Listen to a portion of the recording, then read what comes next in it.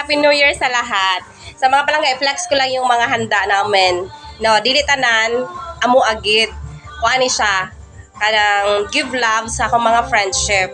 So, ano yung mga palangga? So, kani, una, atong i-flex sa inyo ha, ang gihatag sa kuha ni Ma'am Laila. Di ba? May spaghetti, tapos may macaroni salad. Di ba? Wala ko ani handa mga palangga. Kaya akong handa, good, biko lang. Biko lang yun actually ako ang handa. So, mo ni siya. Nadagdagan, may macaroni na ko, and then may spaghetti. Thank you so much, and Happy New Year sa family Araneta. Sunod, naghatag sa ko ang ako na pong friend, no? Si Ma'am Cheryl Benimili. Gitagaan ko niya og salad again, di ba? So, wala sad ko yung salad mga palangga kay limited man lang ako ang budget karon. Anyway, may tugtog di ay nga mabati no, di na siya kuha. Sa kuha na siya sa plaza kay may pabayli karon kay di ba New Year's Eve, di ba? So mo ni karon ang gihatag ni Ma'am Cheryl. So, upat ayang gihatag kaso kay wala man diri si Daddy. So, amo ala ni siyang bahinon ang isa, si bahinon ni sa duha na ko, di ba? Isa sa kuha syempre. So, ang unod sa ayang salad is mo ni mo ni siya ang unod sa salad ni Ma'am Che. So thank you so much Benimili family sa gihatag nga salad.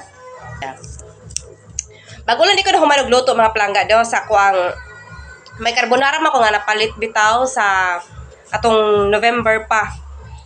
Karong pa siya naluto. Actually, dapat sa birthday ni Daddy niya kay wala man kuan.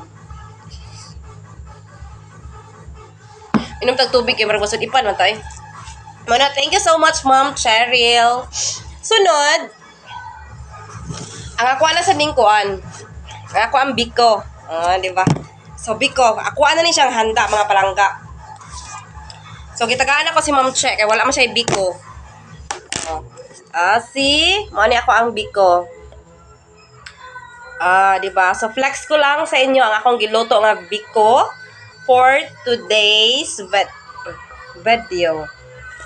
So, anyway, ang gigamit din ako nga pilit ani, ang gihatag ni Sheila May Relax. Thank you so much Sheila sa pilit nga mo hang gihatag. So mo ni siya handa nako karon nga New Year's Eve. Unya, ang lubi sad mga palangga. Nagpalit ko lubi kanina, no, dito kang Auntie Anas. So tag 5 lang ya hang lubi kay dili man siya gibuntan pa ba. So ang gihimo ni ante kay gitagaan ko niya og duha. So, duha kalubi akong gipalit plus 2 o 4. So, mo ni akong gigamit dire. Ay kaganiha sa nagamit man sad ko kay nagluto ko og binignit kay feel na ko ba lami ikaon og binignit. Unya, karon sa mga palangga. Nasa tay kuan. Mo lang gini ako ang sudan no. Adobong baboy. Si Dave ani ang nagluto mga palangga kay kanang naas mo tuon na busy ko ganihan no nag-usap ko dong. I'm talking daw. So may bisita mo ko ganiha mga kanang ako ang gipaluto sa iya ha. Actually naka-start naman ko unya kanya abot ako ang bisita.